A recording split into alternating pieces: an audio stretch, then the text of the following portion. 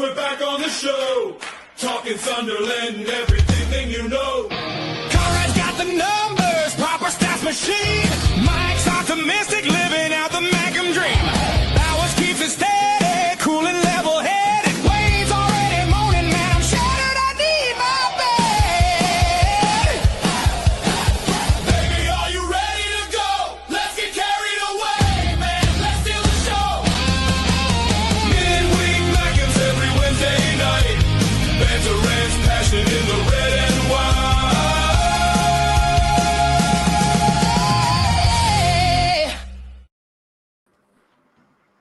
And we are here again, Midweek Mackems. As you can see, it is not Mike who's hosting. He's unavailable to be with us this week, but we will presume that we will be back with us next week while I'll be in London for the Brentford game. So that's going to be a great fun to try and organise. But obviously we've got these two legends, Wayne from Only Fools and Safc, and of course Conrad from Black Cats TV. As you can see by all of our names, Mike Friesel, quite literally, yes. Mike Friesel. Quite literally, Mike Friesel. Well, not quite, Mike Bowers. Michael's here. Michael's here. No, yeah, not quite. You haven't got Mike, you've got Michael instead. But obviously, this is the first time we've spoke on air since before Christmas. So I'll ask you both, as we head into New Year, how were both of your Christmases? Very good. Very, very good. Nice and quiet. Family time, you know how it is. But obviously still with one eye on the football, still creating videos, still doing content. So, aye, very good. How's yours been? Very, very turkey and chocolate filled. Put it that way.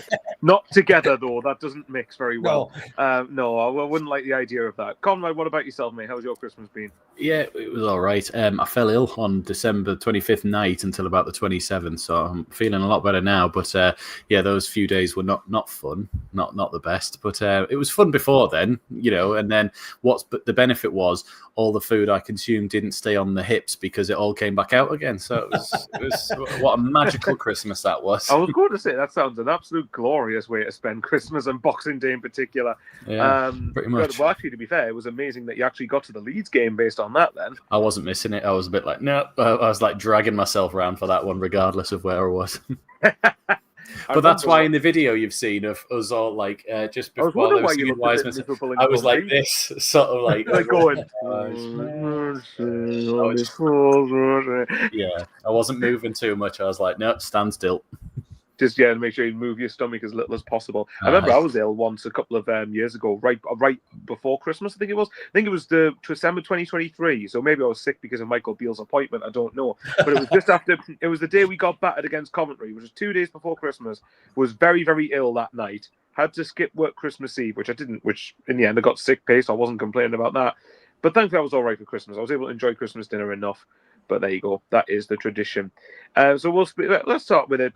Let's start with the Leeds game in particular. So I don't know. Conrad obviously asked in the group chat that for one of us to confirm if Sky Sports had recorded him and his mother singing "And Wise Men Say," and it turns out they had done because I had a look before coming on. So I don't know whether Conrad's wanting to share how grumpy he looks or whatever. I haven't got it uploaded yet, but I will on the next one. But seeing as our last video got taken down for copyright, I think I'll just try and get an image on for maybe the next time we do one of these. Yeah.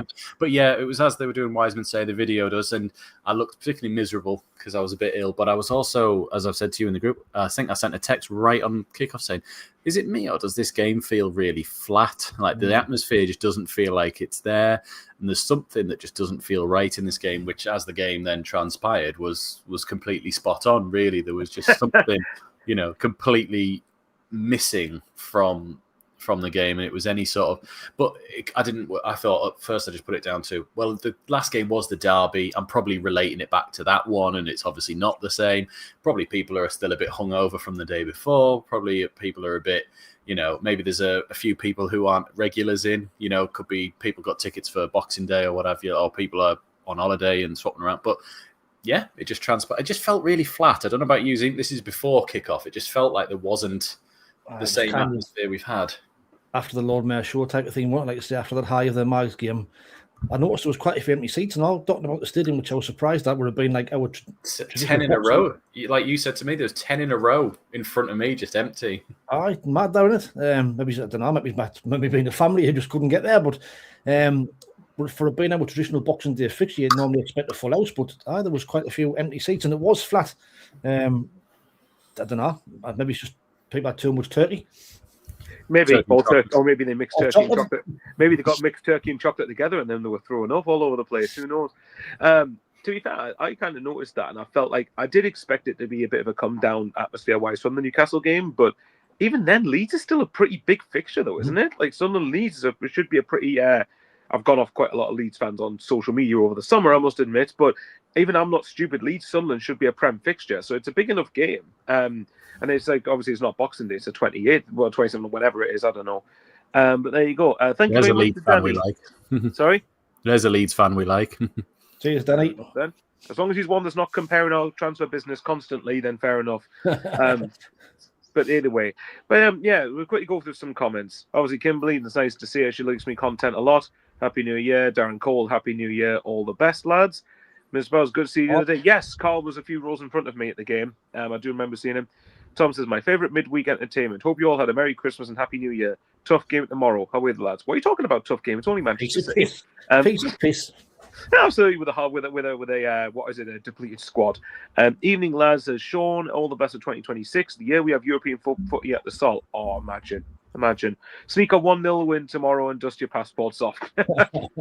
Mike, if only Mike was on here, he would love that. It's already sorted.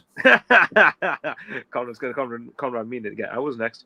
SJ, at least we know we're willing to spend big in January if we're needed. We were in for that Johnson. Yeah, well, me and Conrad had a disagreement. In fact, actually, you two were on one hymn sheet, and I was on another one about Brennan Johnson. Do you want to reveal what that was? I think me and Conrad for 35 million for me, not worth the money.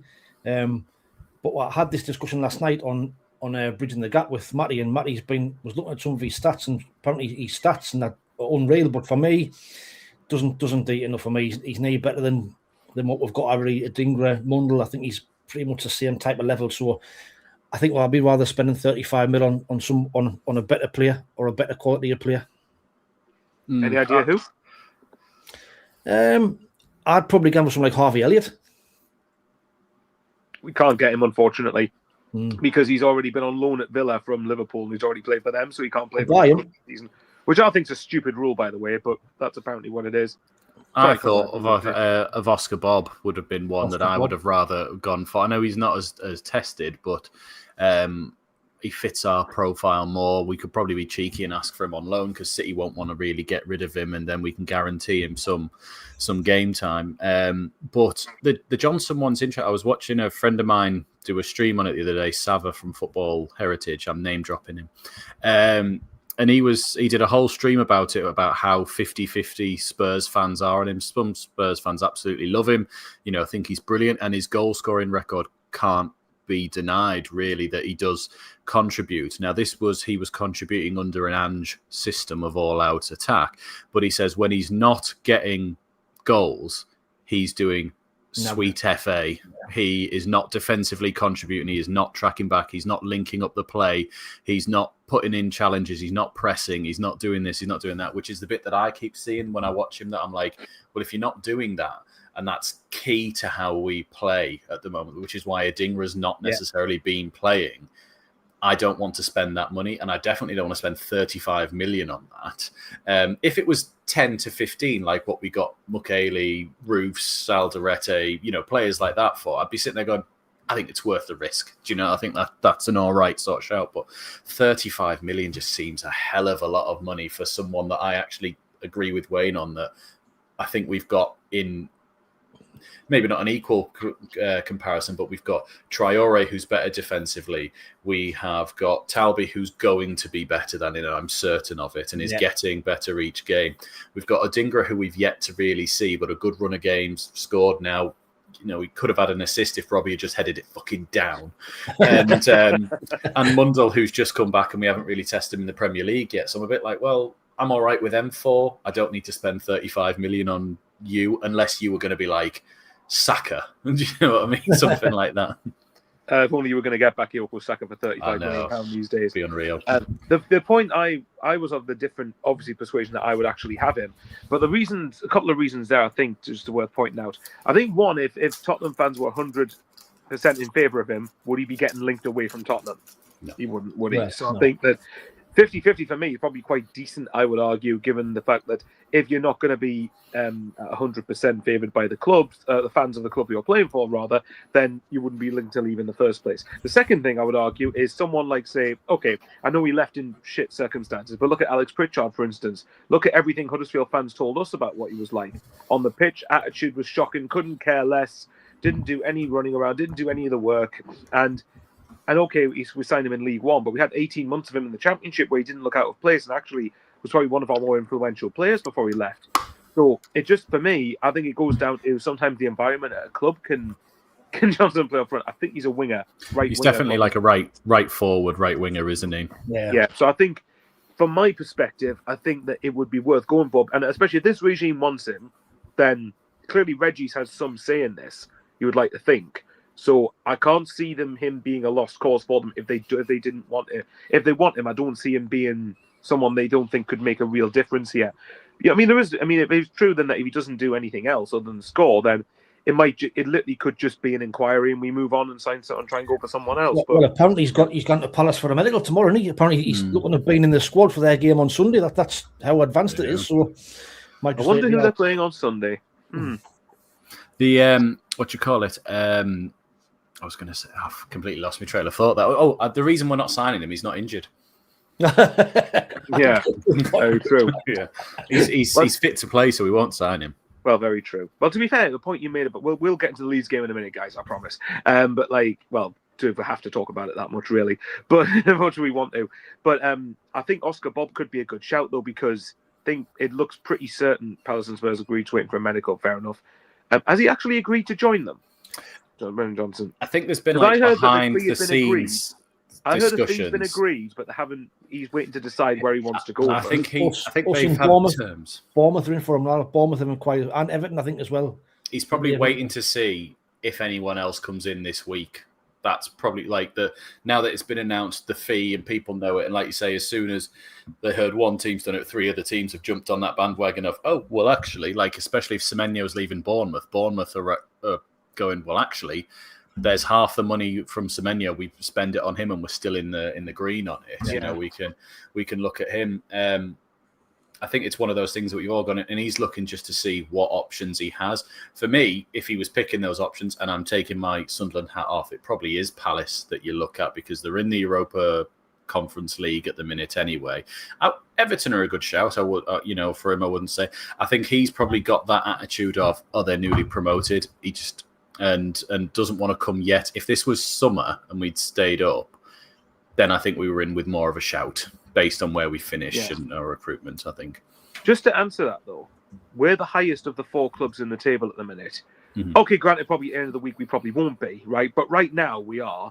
Okay, it's only by what? Well, we're level on points with Everton, so that kind of debunks that, doesn't it? You get my point, though. We're not in a bad position. It's not like we're really going to get relegated, unless something catastrophic happens and we become like Wolverhampton Wanderers for the rest of the season. That we are not going to go down. You'd like to think. And another way I'd look at it is, I can see your argument about Palace being in the Conference League.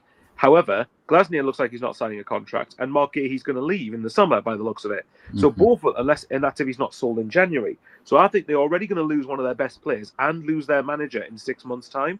Would you really want to go somewhere knowing your manager's going to go in 6 months? I think they'll probably lose Wharton as well, to be fair, because he's another one that's on the radar of top clubs. So that's the point. Where I could see him going to Bournemouth or something over Palace, if I'm honest.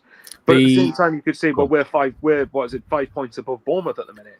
So, it's this I don't want to say hierarchy, but there's a word like it where, so for example, Man United finished 15th, 16th last season and got 3 transfer targets over several teams that finished way higher than them in the Premier League last season. 3 notably taken off of Newcastle in terms of Sesko. I don't think Newcastle were in the Champions League as well, by the way. Just exactly, and Man United still had that pull. Now, if you look at someone like Everton, for an example, who when I in like the early 2000s were like Champions League chasing side and still a massive, probably on paper the biggest club out of the big 6 up there with Villa anyway. I agree with that.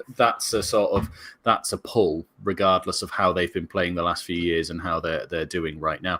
Plus, I don't think they have a dedicated right winger, and Dye sort of fits across the front three set. And Dewsbury Hall's just got injured, and Dye's at AFCON.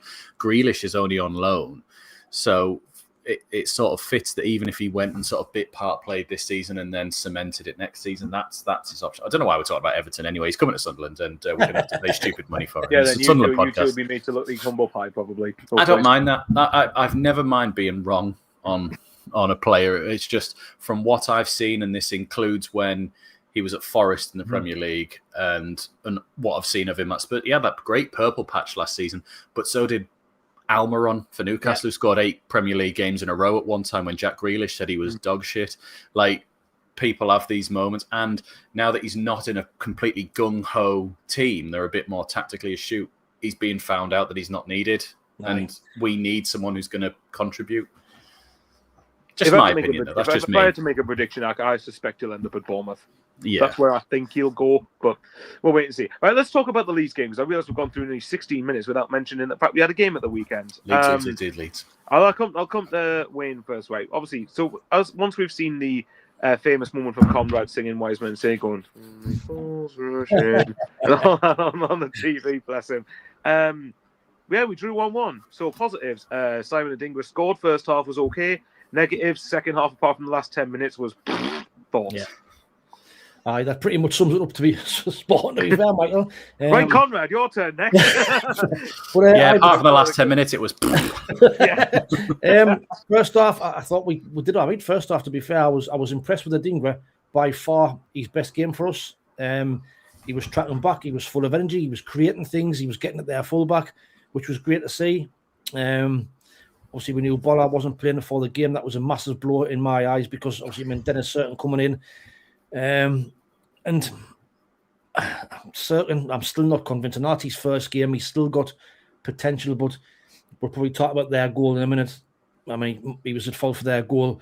But the first half was decent, without creating too much again, though. Having said that, we get the goal. It's a great goal by Adingra. A great spot by Xhaka, a great through ball. Then, what turned the game for me was Brian Brobby's 2 chances. If he takes one of them, it's 2-0 at half-time. And for me, Leeds, didn't get back in the game. It's game over then. And at this level, you have to take them chances, and we didn't. The second one, how we missed the second one, I've got no idea.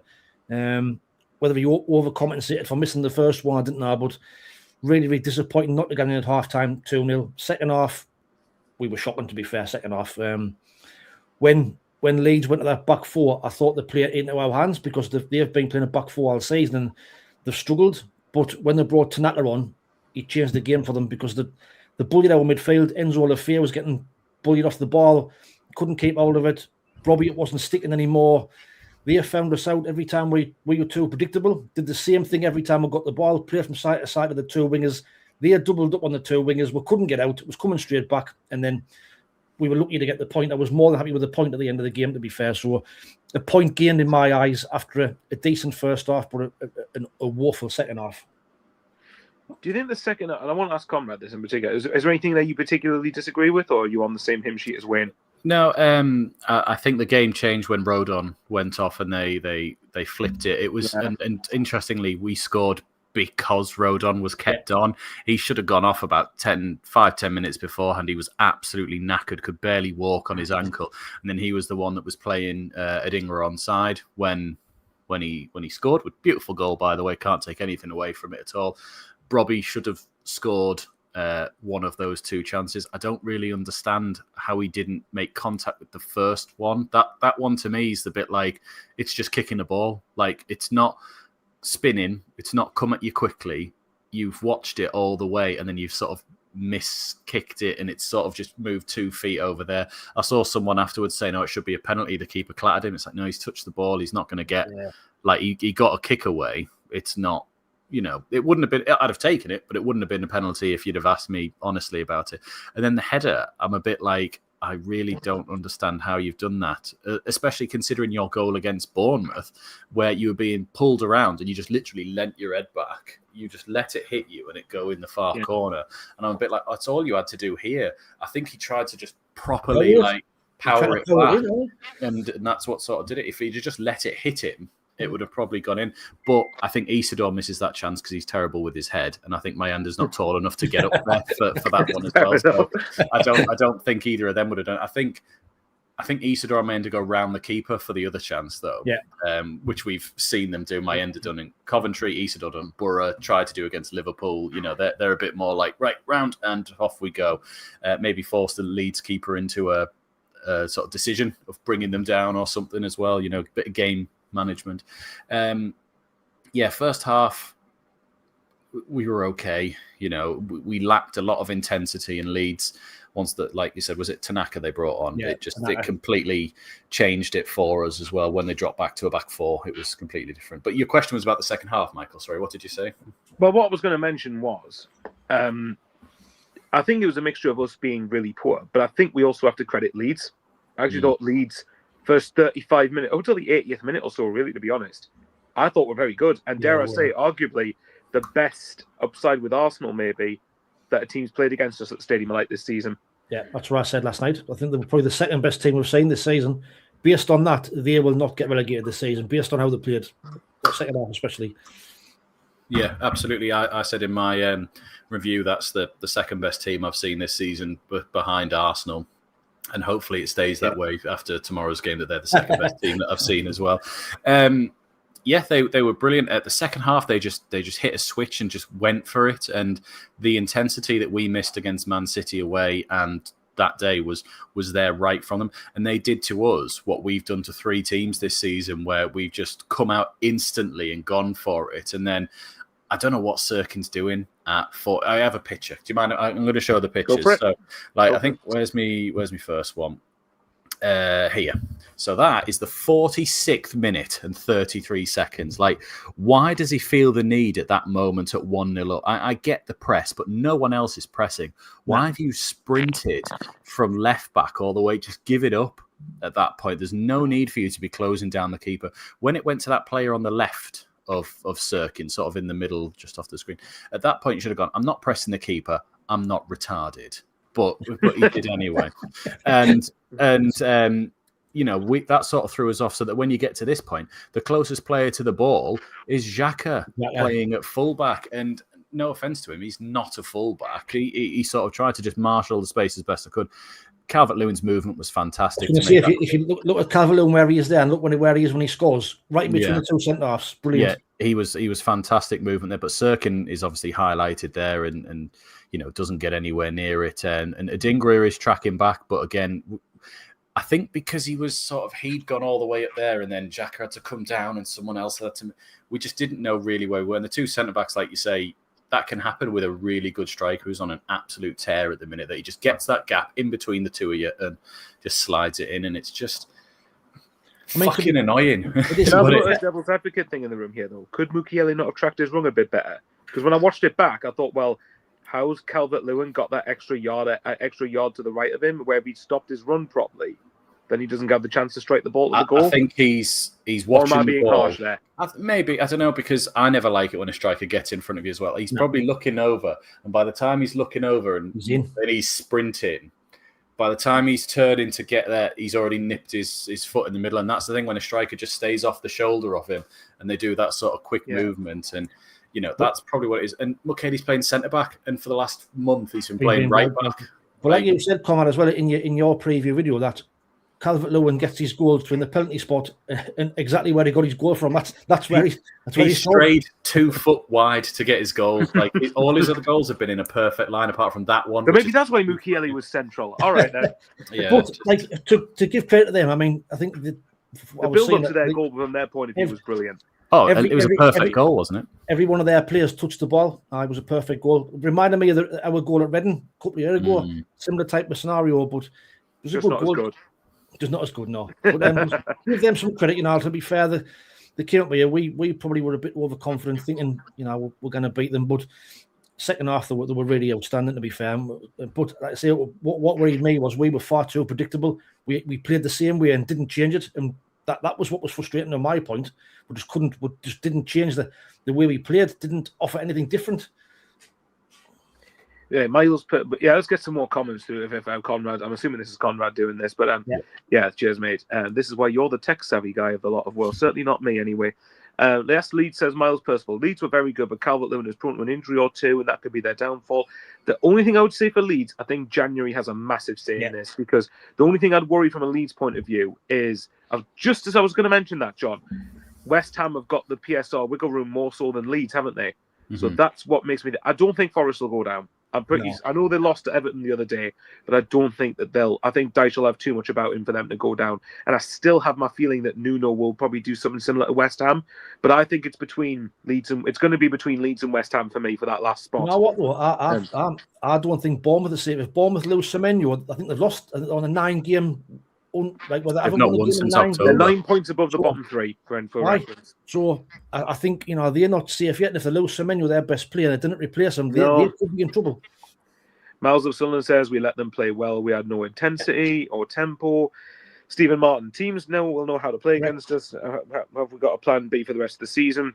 Yeah, but that's what Reggie's about, isn't it? It'll be developing a plan B. I remember January is going to be massive as well. And we've got to remember to give to John McKinney. No, it's fine. I'll read this out anyway.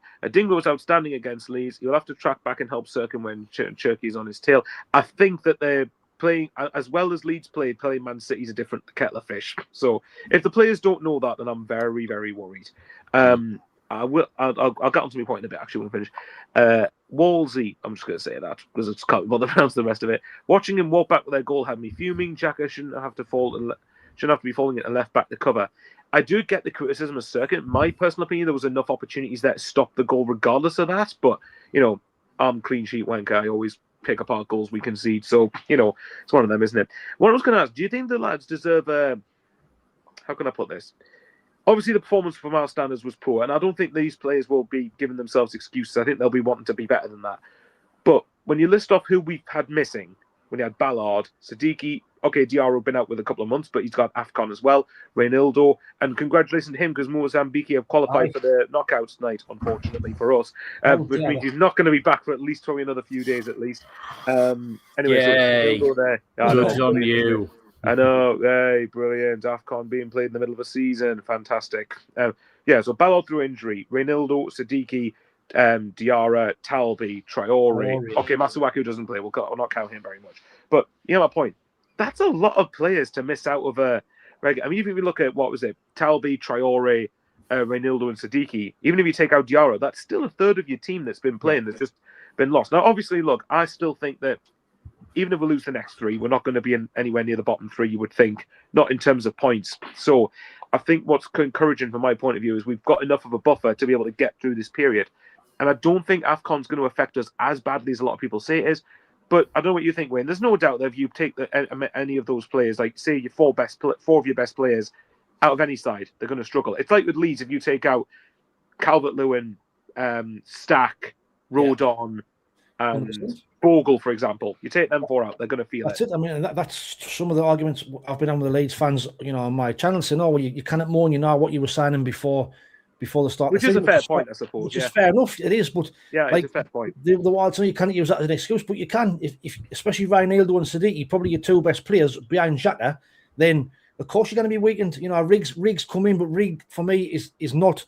He's not a winger. He's too lightweight. He's not ready for the Premier League yet. He's been a miss. Certain played left back is nowhere near the same class as Reynaldo. So you take them out your side, and of course you're going to struggle. 100% you're going to struggle. We've just got to try and muddle through and get as many points as we can. If we had a full strength team, we'd probably beat Brighton.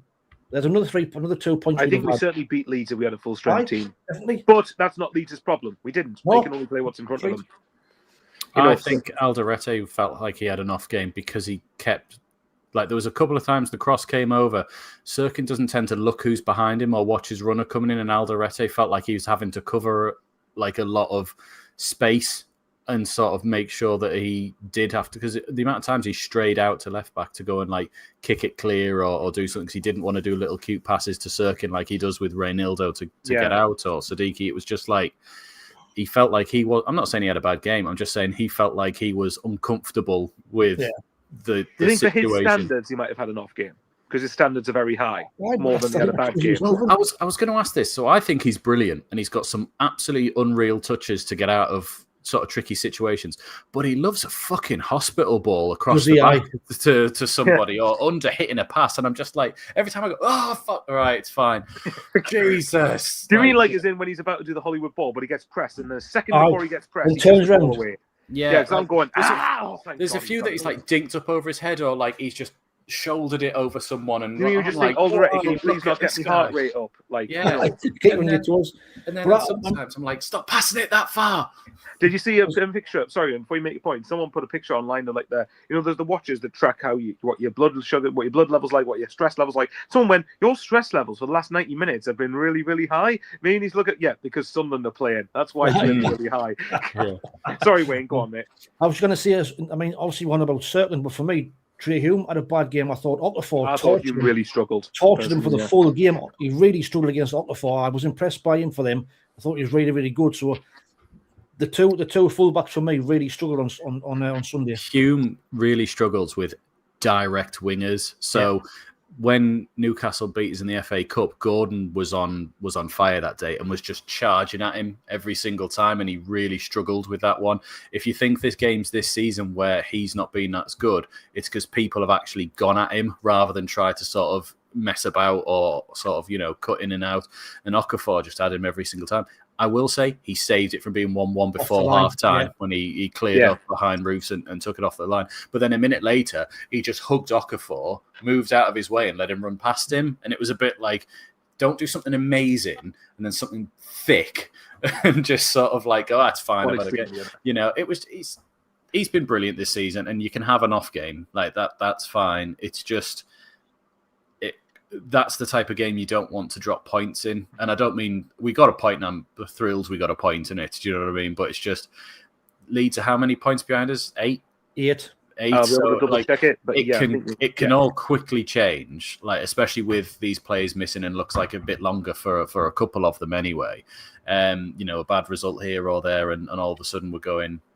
Well, I don't want to say we're going down, nothing like that, because Wolves and Burnley are firmly gone, I believe. And after that, there's too many to sort of really sort of put us in there. But all of a sudden, you start to go, well, actually, your good start isn't that good anymore. There was a comment just before, Michael, that I thought of you when it came. Where was it? I'll just scroll back for it there. But it asked, where was it? Something about 35, 36 points to stay up, I believe. Oh, this is probably because I keep mentioning 40 points. There it is, Glyn. There you go. Do you think 40, 35 or 36 points keeps us up? I don't know. Let's get the 40 first, then I'll answer that. I can see. I mean, if you look at the trajectory, what is it? West Ham in 19 games. Well, it's halfway through the season for them. They're on 14 points, and they could. So if this trajectory is right, they'll end up on 28. But I don't think that they. I don't think they will. I think they'll get more than that. It depends, depending on what they do in January, I think they'll get more than that. That's the best way to put it. But if you're looking at it this way, so would 35, 36 possibly?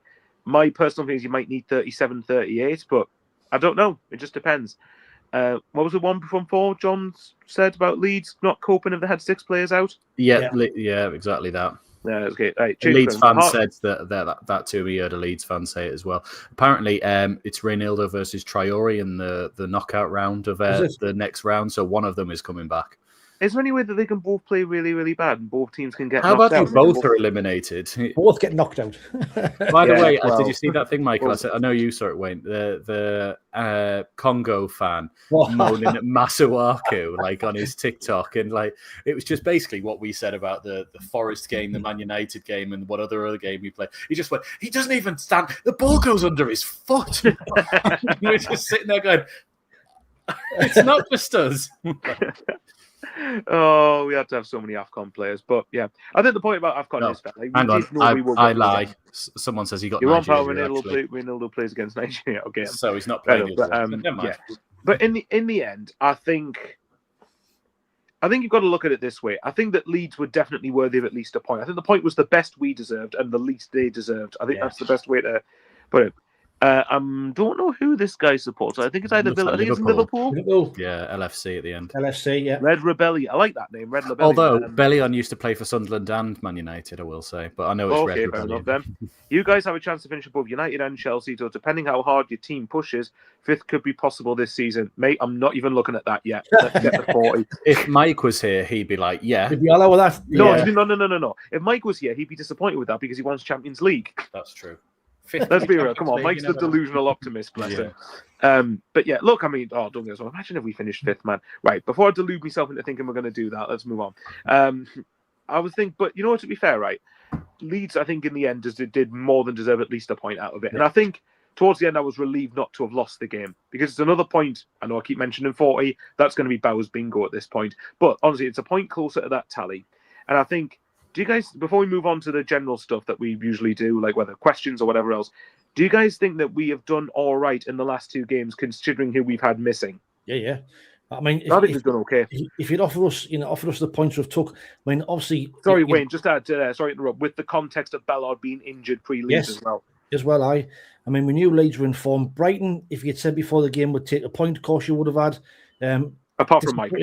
Disappointing not to take 3 on the way the game panned out. But for me, we've just got to try and pick up as many points as we can with these players being away. And 2 points out of them 2 games for me, the way the game's played, I'm more than happy with that. Especially Sunday. We got away with one there Sunday, 100%. Yeah, I agree completely. I think full strength team we get 4 or 6 out of them, but we don't have a full strength team, so we make do with what we can. So we got a point at Brighton, which I was over the moon with, and we played really bad, and we got a point against Leeds, so I'm over the moon with a point at the end of the day. Yeah, I think I'm probably the same with it. I wouldn't go as far as over the moon because I really did want to beat Leeds. I think if it was at Ellen Road, I'd be more than happy enough with it. I think it was more the context of how I was watching us play and just going like, if you look at the performance, performance, I can see where it's coming from. Yeah, because they were definitely the better team for more of the game than what they had better spells and for longer periods of time than we did. I think, to be fair, I mean, look, let's pretend for a second that Red Rebellion is right about finishing 5th potentially, right? If you're still in touching distance of that when everyone comes back from AFCON, and with January in mind, then who knows? Anything is possible there. But we shall wait and see. But anyway, is there any more points you got to add about the Leeds game before we move on? Or anything else? No. I'm quite happy to do the ref was pretty poor for both teams, I will say. Just want to throw it in. Yeah, well, that's no surprise. I'm trying not to mention him too much, but yeah, he was shocking. Standard. Really poor. Pretty much. There was an occasion in the first half where I think we got a goal kick that should blatantly have been a Leeds corner, which I couldn't believe when... Is that the one with Hume? Or Mukiele down the far end and from us, obviously near end. I think so, yes. It was one of them two, now you've mentioned it. And it was just, even our end went, corner. Oh, okay. Must have missed something. Yeah, it was ridiculous how that ended up happening. And there was a couple of times when, Adingra and Brobbey were just getting casually manhandled and thrown to the floor and no free kick was getting given and I was getting... Sorry. Quickly, I was watching some highlights of the Premier League last night. Did anyone watch West Ham Brighton or watch the highlights of it? The only thing I've seen of it is Welbeck's missed penalty. That's the only thing I've seen. They got a penalty for wrestling, like holding on to someone and going down. So with that logic, we should have had 4 penalties against Newcastle because Ballard was manhandled on every single one. A bit like when we played Brentford earlier on in the season and 2 penalties were given for handling. Yet in every other game since, we've never had a penalty for handling, yet all the players are doing it. It's just... does my head in. Aye. No, I know what you mean. But even if you remember the Everton one, the penalty, even though that wasn't like to do with that. I'm all right with that because Everton had one robbed off of them the other day that was blatant. And we're like, it's a blatant handball. And I'm like, yeah, it serves you fucking right. Like, Karma. Yeah. Well, we shall see. Karma, much like the team photo. But anyway, sorry, but to get away from that, go on then, Wayne, you go first with your... I've got a 2025. That's not going to get in 2 seconds. Well, I've got a 2025 quiz, and this is probably right up Conrad's street, to be fair. But we'll see how it goes. So, go on then. Who scored Sunderland's first goal of 2025? Eliza Mayenda. Against Sheffield United. Sheffield United. Yeah. Who received? Conrad, I'm going to give him a run for his money on this one. Go on. Who received Sunderland's first red card of 2025? 09. Nope. What was his first red card of 2025? I thought he got sent off against Sheffield United. Oh, no, he nearly did. He did everything else but, didn't he? He got an own goal, gave away a penalty and got a yellow card. Red I'm trying to remember. The first red card of 2025. It was in April. I'll give you a clue. Oh, right. Okay. I was thinking in January.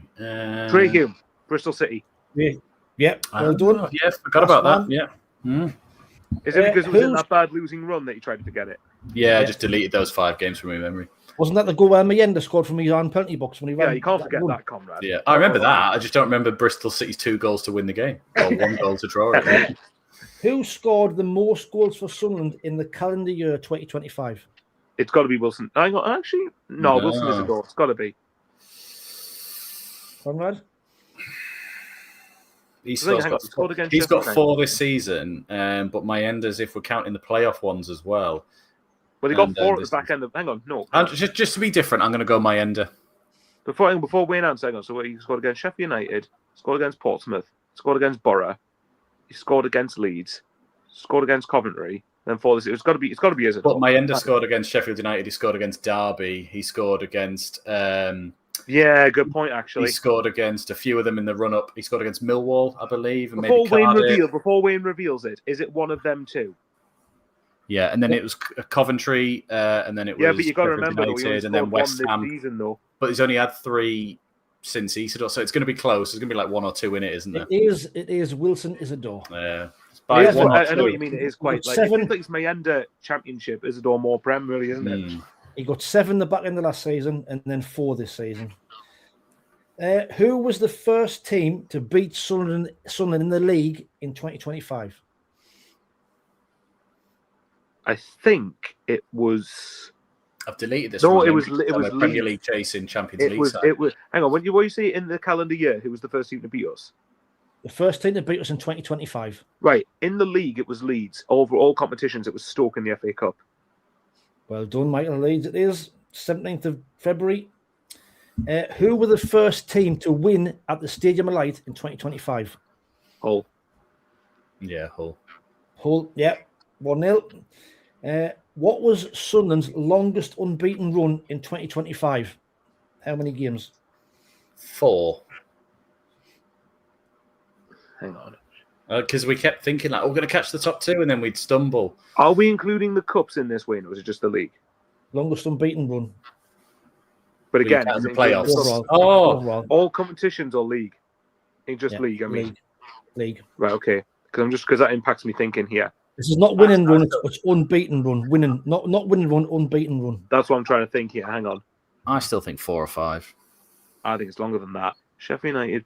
Sorry, Wayne, I'm going to end up counting this. Sheffield United, Portsmouth. While you're doing that, Mal says 5. Another Mal says 6. Michael Brown says 9. Emma says, look at this season. Bo Jingle says 6. Yeah, I'm going to say 8. I think it was in the league. It was Sheffield United, Portsmouth, Burnley. Obviously, we forget that because of the 2 missed penalties. Derby, Plymouth, Middlesbrough. And then I think it's Watford, then Luton before we lost to Leeds. Correct. Yeah, thought so. Good. Very good. Well done. This is where being autistic is a good thing. It's a superpower.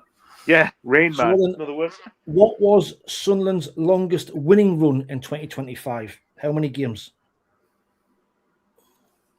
I'm I going don't to go think back it's got to to be 4. 2. Because I don't think we've ever won more than 2 at once. So we won 2 games on 4 occasions. So Sheffield United, Portsmouth, Sheffield, Cardiff, Millwall, West Brom, and then Wolves and Chelsea this season. So when you think about how successful we have been, to only ever won 2 off the bounce in them runs is quite remarkable, to be fair. Yeah. It shows how good we are at not losing games. Who was the first player to be sent off against Sunderland in 2025? Against Sunderland. Who was the first player to be sent off against in 2025? I was thinking. Well, Bournemouth had Lewis Cook sent off, but I have a feeling that's not the answer. Actually, it might be. I don't remember anyone getting sent off against. Hang on. No, I wasn't there last season, so I've got like a mixed memory of it. Whereas this season, I'm sort of trying to scan through. Yeah, I'll just go Lewis Cook because Michael said it. It was Marlon Pack, Portsmouth. Oh, of course. Professional. No, you're right.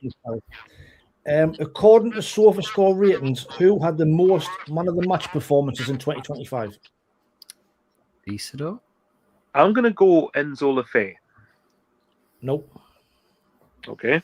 Ballard was injured a lot and wasn't playing in the Championship for times as well, but then he has been this season.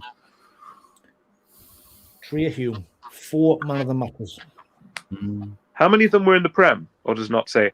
0. 2025, it'll be all the World Championship. He got a lot of. He won Player of the Season at Sunderland, so that would make sense actually. That last Ballard's season. got 3, and Roofs has got 3 as well. What was Sunderland's biggest win of 2025? West Ham. Yeah, I don't think we beat anyone by 3-0. Yeah, 3-0. Yeah. There's a couple of games we won by 2 goals, I think, but we rarely won by more than that. Yeah. What was Sunderland's heaviest defeat of 2025? Coventry 3-0. Mixture, joint Coventry, Man City. Yeah, Coventry and Man City. And the last one. Yeah, but Coventry's more embarrassing, so that's fine. Coventry was shocking. Who scored his first goal back in the Premier League? Mayender. Eliza Mayender. No point. Conrad would have beaten us to it, but yeah. Yeah. It's this season I was there. It's like, oh, right. That's the only one you asked this season when I'm like, right, I'm Wayne, ready. can you do a 2024-25 Sunderland Conrad quiz for Conrad? See how many he gets right. Oh, I won't be See any how good many at gets. that. I only got 2 on this one. Here's a quick one for Conrad then. Who was Reggie Lebris's first competitive game for Sunderland against? Cardiff won it. Yep. Yeah, 2-0 away because we were buzzing. We won our first. We don't win First on the game of opening the day of season. the season. Yeah, Who scored the first goal? 09 header from 09. Sirkin, headed it across the box, and then Clark scored the second one. Yeah, his last goal for Sunderland. And then we good beat to see Clark's doing quite well for Ipswich actually this season. Yeah. Someone who thought Kieran McKenna, you play him in his natural position and he does well. Someone put up a stat the other day. I haven't got it on the hand, but it was a bit like, here's a list of all the players who've scored 20 goals, 15 assists in 40 games in the Championship. And it went, Jack Clark, number 1. That's the list. It was just like, but that obviously includes time with us and what have you there as I was well. going to say, have you seen like Clark and Yaden Philogene at Ipswich have got like 15, 16 goals between them? Yeah, I know. Ipswich's left-hand side is stupid. Hey, okay, go on then, Conrad. What have you got for us? I've got a bit different this time. I've not a blind ranking. I've gone, if anyone's seen the game Tenable, I'm just going to give you a category and I just want the top 10 answers. It does all relate to Sunderland, but I've tried to go fairly easy for you for the first one of trying it. So I'm just going to read out something and I just want 10 answers from you and I'll tell you if they're on the list. So I just want Sunderland's all-time top 10 Premier League goal scorers. Kevin Phillips. Jermaine Defoe. In at number 1, in at number 2. Okay. Now he's Is this all time? all time. All-time pro. Oh, God. Okay. But I will say, like, apart from one other name, they're all more recent, Michael. Okay, fine. Darren Bent, I'm going to guess. In at number 3. Niall Quinn. In at number 4. So we said Quinn, Phillips, Defoe, Bent. Yeah, now you're stuck, aren't you? Right, pretty much. Charlie White. Okay. I'm going to guess Stephen Fletcher. Premier League? Who do you say? It's Charlie White. Will Grigg. Did you say Stephen Fletcher? Yes. In at number 6 with 23 goals for Sunderland. All right. You can go to the comments. Asamoah is not on the list, so I will take a life away from you. You've got 3 lives, so that's 1 life gone. I didn't count. How many have you guessed correctly so far? 5 out of 10. 5, okay. But you've got halfway stage. Yeah, all right. Then. You've got 1, 2, 3, 4, and 6 in order. Kenwyn Jones. Kenwyn Jones in at number 5 with 26 goals. 26, didn't you mean? See, it doesn't take much to be on this list. Like, if you think Isidore's on 4, and I know he's not prolific or anything. It probably shouldn't take much, though, considering we've been out of the Prem for the last 8 years until... Well, 10th Connor Wickham has 14 goals. 10th has 14. Connor Wickham is not on this list. I didn't think he would be. No. He must be on, like, 10. Like, well, you say 10th has 14 goals? Yeah. And I'm guessing you say they're not all just strikers, are they? Adam Johnson. No. Yes, name redacted is in 7th. Yeah, that's a good point, actually. He probably will be on there. Name redacted is in 7th. Name redacted. Yeah. Yeah. He had 19 goals. It's good that he didn't have 15, isn't it? No comment. Right, so how many more have we got left to get? You've got to get 8, 9, and 10. And I think only one of them is classified as a striker to help you out there. Come on, in the comments, we've got some. I'll read out the names that they've said that are not on this list just to help. So we've got Michael Bridges, James McLean, Gabbiadini, Cisse, Seb Larson, Dwight York. I had debated Seb Larson. Someone put pedo, so yeah, he was number 7. Nicholas Bentner, Michael Gray. Those are names that are not. Okay, Valverde is only 13 goals behind our number 1. Sorry. Okay, I've got one. Now this could be totally wrong, but I'm just going to say if I've got this wrong, Wayne's got the first 2 wrong. So was it Stefan Sessignon? I've got a funny feeling he might be there. In at number 8 with 17 goals, Stefan Sessignon. Okay, so it's 8 and 10 we've got left. 9 and 10. 9 and 10. Okay. With 14 goals each. Oh, Don Hutchinson. One is a striker and one is not. Don Hutchison, that is one of your other lives gone. Don Hutchison, he was only there for 1 season. Don Hutchison, how prolific do you think he was? Guy, good point actually. Come on, the comments are screaming one at you. Wayne, you should have mentioned the striker one, surely. Right, I'm going to try and guess the one that yes, Fabio Barini in at number 9. Oh, do you know what? I'm kicking myself now. I didn't think of that one earlier. Right. So is that the striker one? That's the striker one. So there's John Stead is not there, Bailey. Don't be daft. Okay, this is a completely random guess, and it's probably wrong. I'm going to go out on a limb and go Phil Bardsley. No. No, I didn't think so. Is this number 10 we're looking for? Last one. Julio Arca. No. You've gone past your lives now. I'm just enjoying having a guess at it there. Someone put Steed. He only scored 1 goal. Is it since I got into football? Because if it's not, I'm going to be useless. Probably not, no. But we did debate him in a Derby video we did. Okay. Kevin Ball? No, not be Kevin Ball. Not Premier Hang on. League. No, hang on. Kieran Richardson? Kieran Richardson is correct. Okay, so kind of was. Yeah, he was still there when I got into it. Okay, then. Yeah, so that's your 10. So it was Phillips with 61, Defoe with 34, Bent with 32, Quinn with 29, Jones 26, Fletcher 23, Redacted 19, Sessignon with 17, Sessignon. Fabio Barini 14, and Kieran Richardson 14 as well. Joke there, I only got 1 guess wrong, so I'm not quite proud of that. Well done. Fair enough, then. Fair enough. No, I do like that. And actually, I couldn't see any of the comments, so it was definitely helpful to not be distracted. Just mixing it up from a blind ranking of trying to trick you and sort of do that. I thought, well, if I just asked that, and I thought, nice, easy one. What a surprise! So you get the idea of the game if I do another one next time. Now that's great because you've started with easy ones, so when Mike comes back, he's got the more difficult ones. Exactly. So it'll be quite funny watching. But he reads the comments and just uses them for his ideas anyway. I've noticed that. Well, speaking of comments, is there any more to go through before I ask my question? Yeah, no, that's all right. Go for it. Okay. So my question is actually quite a fun one, this. Because obviously 2025, yeah, I mean, it's been a pretty bland year for Sunderland. We've only got promoted and we're only like 7th in the Prem, ending 7th in the Prem going into the year. And this is going into 2026 because I'm not expecting anything tomorrow. But we'll talk about Man City in a bit. But I was going to ask you, so I actually asked this on my own. I did a stream on my own channel this morning, actually. But I'll ask it again here because obviously you've got the legends with your people who watch your videos as well. So this will be quite fun for everyone to get into. And this is in order as well. What is your top 5 games of 2025 for Sunderland? Ooh. And you can have a bit of time to think about it because I've just literally thrown at you on the fly. Go on. Well, if you do yours earlier on, Michael. Well, I did mine. So I'll tell you. Go on, you tell yours now while I have a think here. Okay, right, that's fine. Right, so my 5, let's see if I can remember correctly.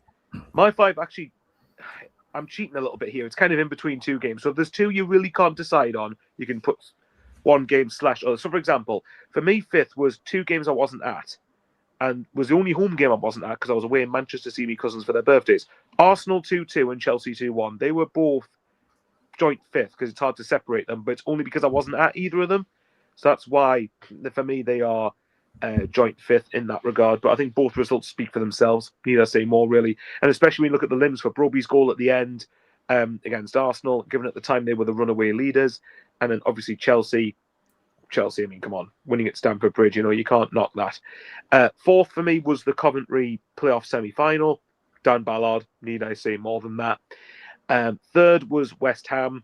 I think the day itself was just absolutely fantastic. I think from start to finish, and I'm someone who quite sad in this, but I'm someone that if the weather's good, because it was really sunny and really warm that day, it epitomised Sunderland's comeback into the Premier League with a win over West Ham. Nice, comfortable 3-0 win, even though first half they actually played quite well, I thought, which is the weird thing. They ended 3-0. The second one, richest game in football, Championship playoff final. Of course, it's the game that's kind of transformed everything financially for Sunderland. Tommy Watson, of course, ended it the best way he could have ended his Sunderland career after being already announced he was going to Brighton. And even if we're going up and come straight back down, I said this at the time, that's financially game-changing for Sunderland. And just to win a playoff final, and we're quite lucky we got to see 2 playoff wins in the last, 4 years. And then the first one, visitors game. It's got to be right up there. It's just beating your rivals. And it might be sad saying putting the Derby win over a promotion, but yeah, come on. You're beating your rivals, given everything they've gone through and we've gone through. I think that was, especially after the team photo nonsense, karma, and it was kind of a redemption sort of thing for me. So to quickly summarise it before these two get into it, fifth is Arsenal/Chelsea. It's difficult to separate. Maybe just edge Arsenal, possibly. But it's either one or all. Fourth, Coventry at home. Third, West Ham at home. Second, Sheffield United in the playoff final in the Championship. And then first, Newcastle at home. And that, so either of you got your list ready? That is my exact same 5, Michael. What, in that order? I've got Arsenal, 2-2, the atmosphere. The Coventry semi-final at home, the atmosphere. The West Ham game, first game back in the Prem, was unreal. Obviously, the playoff final at Wembley, and then the Mags game, the last one. That's my 5. If Conrad got the exact same one, this is going to last literally about 2 seconds. I have the exact same 5. But I have a different order. So I went Sheffield United playoff in number 5, just because I wasn't there. Ooh. Okay, fair enough. Yeah. So I wasn't there, but it was great watching it on the telly. But it's great. I can imagine it's not quite as good if you weren't there. Yeah, exactly. So it would have been better being there. Coventry playoffs in number 4 because the game was an absolute stress. Absolute stress. But that moment at the end is arguably the best goal moment I've ever seen at the Stadium of Light. I have gone Arsenal in third for the 2-2 because it felt like it was properly announcing to the Premier League, to football fans in general, that we're serious. Then that we're not. Everyone was like, and everyone was like, oh, yes, they're going to absolutely steamroll you. They don't even concede goals, and we hit them first. Obviously, they hit us twice, and then we still sort of got back into it there as well. I've actually got Newcastle in second because is it the same reason as Coventry that the game was really stressful? No, it was because I wish we'd scored more, and I wish we'd done. The goal itself was a bit like, I'm so glad we've won and all the positions we've been in, over the last years and what have you, and where they've been. And it was a beautiful day, but I just wish we'd, like one of the 3-0 games where we'd absolutely done them over, because we were more than capable of doing it, and they weren't very good. I just wish we'd done that. So for me, I actually put the West Ham game up at the first one, just because of, again, similar thing of where we'd been, and then we were back, sun was shining, all these new players are coming. We were all excited. Pre-season hadn't been great.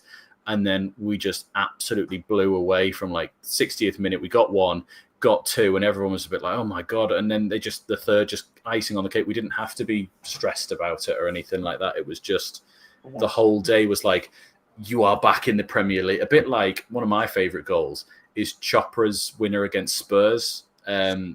On the first day. First game back in the Prem under Roy Keane, wasn't it? Yeah, just because it was the first game of the Premier League season. We were a midday kickoff, and everyone was watching it going, oh, Spurs, they've got Berbatov, Keane, Defoe, Bent. They're going to be getting Champions League this year. And there's little old Sunderland, and we just rock up and we play really well and then steal the win at the end. And it was like, that's right, we're back, we're serious. And West Ham had that kind of vibe to it as well. And everyone thought we were going to go down with less points in Southampton. So. Correct, aye.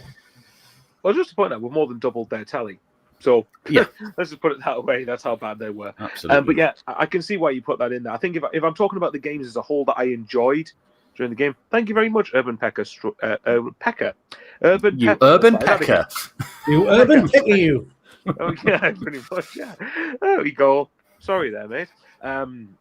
I think if you're looking at games as a whole, looking at them, the one I enjoyed the most was West Ham because of the reasons you said. But I think it's one where, and actually I suppose a follow-up question really is, in what way can 2026 top 2025? Because 2025 has been an incredible year. I mean, if you look at the first 4 months, it was pretty all right. It was meh. It was okay. But then it's really since May that it started to properly take off, hasn't it? So, but how does 2026 top 2025? The only way for me it does is either win the FA Cup or get into Europe or something like that.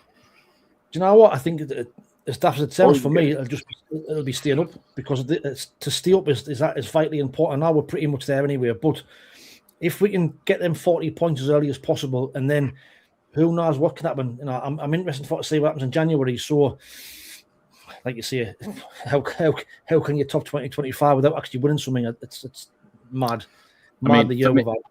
Mike would have been perfect for this question. Yeah, I mean, Mike would have said, "Win all games, win the league." I think for me, I would like to see a good cup run. If I was because the last time we got past, I think the first round of a competition, we got to the quarterfinals of the League Cup, and we were in League One with Lee Johnson. If I'm not mistaken, I don't think there was one occasion when we got past the first round. We entered the tournament in since Mowbray, when we got past Shrewsbury and then played Fulham. Oh yeah, right. Well, that counts. Yeah, but it does, I suppose. But first round to be fair. Yeah, we thought we entered in the third round instead of the first, so you're not wrong technically. It's just it feels like all the time we never get any. I want to start feeling like, oh, actually, we're only one away from this, and we're on there. And I actually want them to go to Everton and give it a go. And I know we might still not have some players back, but I'm sitting there going, I want full strength. I want to give it a go. I want to actually see us do well in the FA Cup. And I appreciate against Huddersfield earlier on in the season, we were like, we need to concentrate on the league in the initial part. Yeah, that's so we'll put the weaker team out. If we get through, we get through. Great. If we don't, we don't. Never mind. I'd love to see the unbeaten home run carry on. And people go like, fucking hell, they've played Arsenal, they've played Man City, like they've played Newcastle, they've played all these teams, and they're still unbeaten at home. Apart from that, I'm sort of trying to keep feet firm. I just want to win some more away games.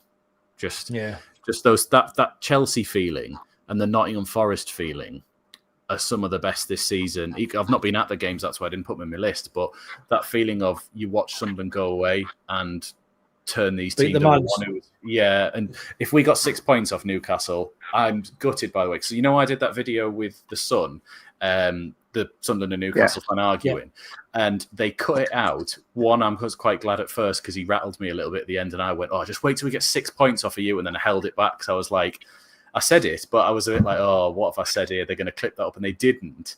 And now I'm sitting there going, "Fucking put that bit out." I might be right. Why didn't you put that back in there? I know. So, so if we take 6 points off of Newcastle, then yeah. I'd be delighted if we take 4 off them. I mean, for me, that'd be great as well. But to do 6 after all the years of how much they've had a good time and we've not, to come back up and go, we beat you twice and we finished above you, and no week in the season were you above us in the season, would be fantastic. That would, the meltdown in Tyneside would be glorious. Oh, it'd be so good. I mean, 38 weeks of the season, you weren't above us once, apart from alphabetical start. I know, and that's it. And it's literally when we've been out of the Prem for 8 years and we've just come back and done it. I actually looked at the team against Huddersfield in the Huddersfield game just to see what it was. So the team was against Huddersfield was Patterson, Huggins, Mukiele, Masuaku, Harrison Jones. I completely forgot he played. Rigg, Neil, Lafay, Roberts, Isidore, Gayu. So that's as serious enough as you could have taken it, really. I still think that team was good enough to beat Huddersfield, personally, even though it obviously didn't. We need to move on to Man City because Wayne's got a takeaway that's going cold that he ordered and it was delayed. I have to admit, I've got Indian takeaway that I need. Well, the last thing I'll say is, yes, I do hope we give Everton a good goal because even if we lose the next 3, we're 12 points away from the 40-point mark, and you would back us to get that over the season. Right, okay then. I know I have a takeaway waiting downstairs. No, he's not. No, he's not. Mr. Optimism. Right, Man City, go on then. Is this game a free hit? No. Well, I think after the way we played Sunday, we've got to try and put that right. If we have 2 bad performances on the spin, for me it's disappointing. I know we're playing Man City, but I think, and the way we played down there as well, we have to Well, we owe them a performance, to be fair. And now we've got these players missing at home. We've just got to improve from Sunday as well. So I think the players now have got to improve as well. So for me, it's not a free hit. For me, it's the one where I've got to be in there fully focused and give it a right go.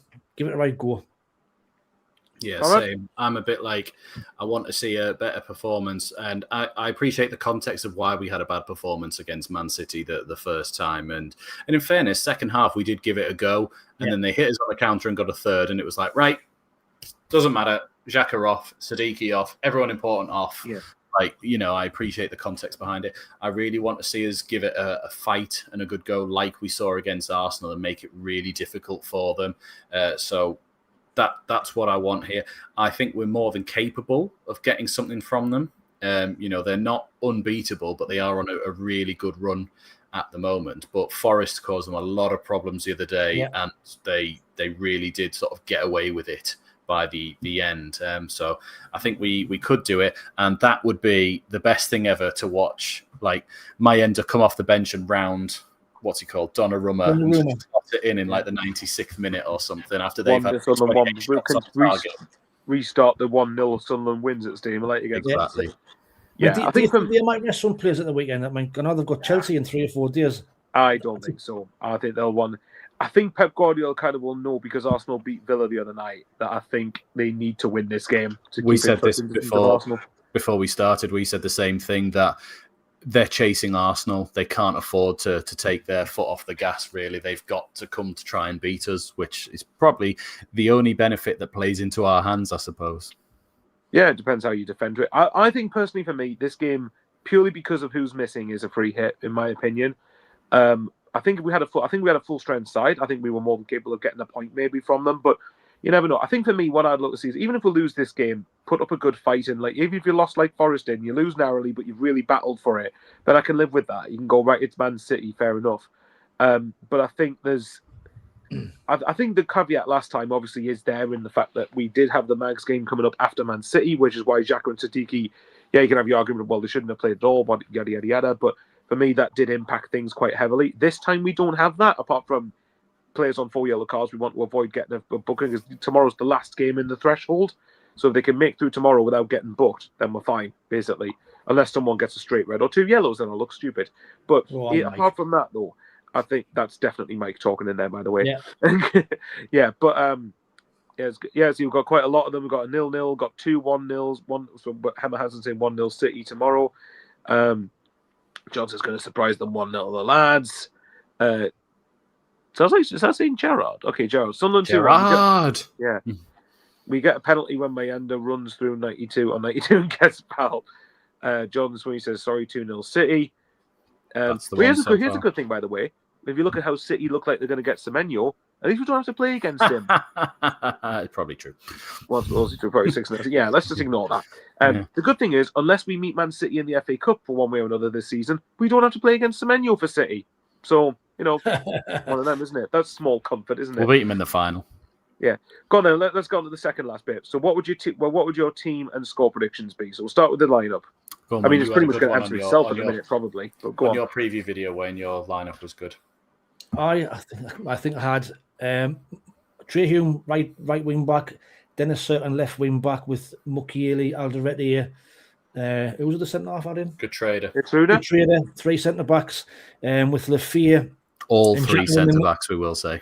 Yeah, with Xhaka and Lafia in the middle, with Adingra on the right, and Isidore on the left, with Brobbey up front.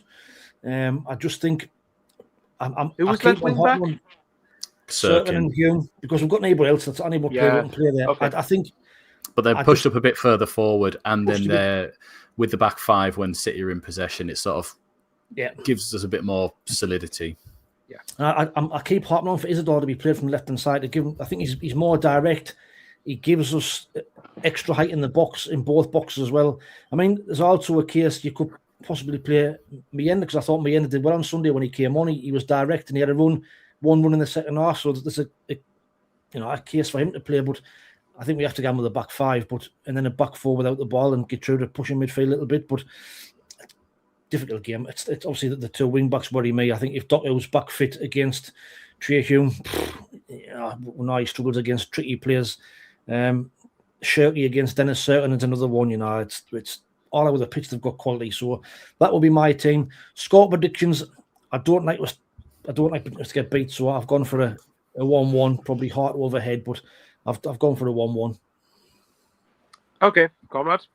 Yeah, I think I pretty much had the same sort of team. They might put Rigg in and keep Adingra out there, and Mundell maybe, but I'd really like to see us have Isidore even on that left side or anything, just because his defensive duty is going to be really helpful for Dennis Serkin, I think, over Adingra's sort of lack of. Whereas at least if Adingra's on the right-hand side, you've got Hume's defensive ability and Mukiele or Gatreda, whoever's out on that right sort of centre-back position to help him. I don't want to see Xhaka spinning into the full-back positions, not because I don't think he could do it, just because it means that everyone's out of place when the crosses are coming in.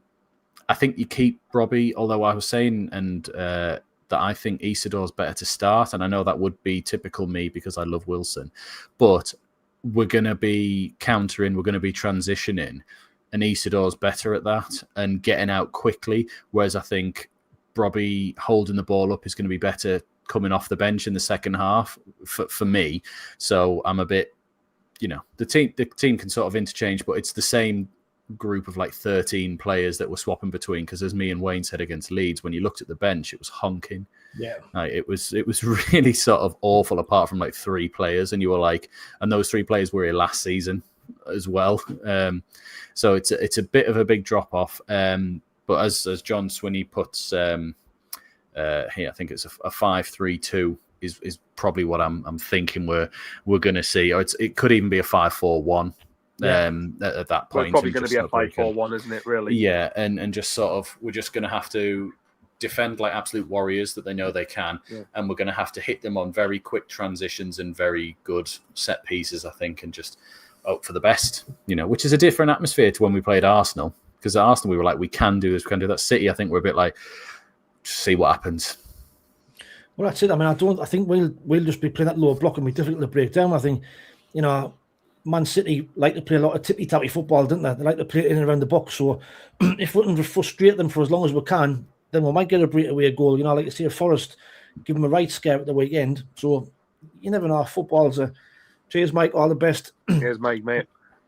Football's a funny old game. I wouldn't have a honking performance against Leeds and go and beat Man City. It's just the way football is, and I certainly wouldn't be surprised if we did get a result tomorrow. I wouldn't be surprised if we got a point necessarily. I'd be very surprised if we got a win. But you never know. Football is weird. If we fight like beavers, as Chris Kamara used to say, then we'll do it for the whole game. Then that'd be quite nice. I think my team would be more or less. I had originally gone with a back four, probably of like Roofs, Hume. I was going to say Ballard. Well, thankfully, hopefully Ballard's back for Spurs, because it looks like the 5-week thing isn't as bad as first feared. But when we've said a player is coming back at a certain amount of time, it tends to be 2-3 weeks longer. So we'll wait and see with that one. But I would have said probably, Hume, Mukiele, Alderete, Serkin, obviously Roofs in goal, Xhaka, Gertruda. Then I might have been tempted maybe to put Lefay on the left, maybe Rigg in the middle if he has to play, Adingra on the right. And then I think for me, I'm kind of the opposite to Conrad, actually. I think that Broby would be handy at the start of the game. And I think if we're not losing, Man City are going to chase even more, and they're going to be more vulnerable to Isidore coming off the bench. To me, that would make more sense. But I can see Conrad's thinking. My score prediction, probably 2-0 City, not to be too negative. I just think City, put it this way, I'll be quite relieved when tomorrow's over that we don't have to play City again in the league for the rest of the season, because I think it's going to be... Thank you very much for watching. I hope 2026 is good for you and for Sunderland, of course. I would say probably 2-0 City, but I mean, what was your prediction, Conrad? On my preview, I said 2-2, but as I was saying to Wayne before we started, I've been watching all our little videos of the days we beat Man City, and I wanted to change to 1-0 us, just because of it was 14 years ago to the day tomorrow that Zidane rounded Joe Hart a mile offside, and we won the game. Yeah. So I want to say 1-0, but I'm going to stick with my 2-2 just for being a true legend that I am. If you were stuck with 1-0, I bet it was like 99% that, 1% that, probably. Yeah. But yeah, I think if he's going to play Rigg, you have to play Rigg in the middle, because putting Rigg outside on the right, he's not good enough to play there. Yeah. Sorry, not strong enough, not fast enough. He got caught out loads of times against Leeds. So if you're going to play him, then you play Enzo out there and play him in the middle, which But I think particularly if you've got Serkin there, I actually think, I don't actually think Serkin was as bad on Sunday as what people said he was personally, but maybe it was just a drop off. It's a big drop off from of course, it's not his fault, but yeah, Reynolds is obviously going to be a step up, isn't he? But yeah, we'll wait and see. But the good thing is tomorrow is, if we get something great, if we don't, we've got a few days for the next game, and obviously January's open then, so I wouldn't surprise me if we've got a few deals in the pipeline ready to go, but we shall see. But anyway, go on, Wayne. You going to say something? I was about to say, I was reading something just before we came on air that apparently Regis the Breach has said that we've already tried to break our transfer window already with behind the scenes. So whether that's the Brennan Johnson thing, I don't know, possibly. But what was it? DR 30 million currently. Mbappe 110. Imagine that. He's injured, so it's likely. He's nailed on. Who knows? Just to think, a year ago, our biggest signing of a number of years was Wilson Isidore for $3.5 million. Now we're talking about. No, it was Enzo. It was Enzo. That was on loan at the time. I'm talking before we got promoted. Before we got promoted, yeah. Obligation. Enzo was our record signing for a couple of weeks for a day or two. Yeah, pretty much. But anyway, thank you very much to everyone who's watched. Thanks to these two legends for coming on the show with me. Obviously, subscribe, of course, to Conrad and Mike at Black Cats TV, and of course to Wayne. Yeah, you've got it the right way for once, and only for SCFC. So, we'll start with Conrad. Anything you want to say before we go? No, just again, do subscribe to everyone on here. The names are all on the top and along the bottom. We do enjoy doing this every week. We try and do it every week. We haven't been able to the past ones because of Christmas, so we try and get something out for you. But yeah, do go and subscribe, and we'll see you in the next one. And Wayne? Just to echo what you have both said, but just to want to wish everybody a happy new year. Since we started doing this, and this is episode 17 in it. It's been an absolute blast. Love these the three to bits, and our Mike's not here, but loving the bits. It's a great show, and next year is only going to get bigger and better. So keep watching, keep subscribing, keep liking, keep hyping, and just we'll see you next year. And of course, a happy new year to everybody else who's watching as well. Yeah, thank you very much. And just echo what Wayne said, I think get even better. We would have played the Champions League theme, but it's going to get copyrighted, so there's no point. We'll just have to make do with Midweek Mackems theme instead. They'll line up to that in the Champions League next year. That's what I've heard. Yeah, we should wait and see. And me and Wayne can go off and have our takeaways now, which will be quite good. Absolutely. But yeah, thanks to everyone who's watched. Take care, everyone, and we'll see you all next time. Midweek Mackems, we're back on the show. Talking Sunderland and everything you know.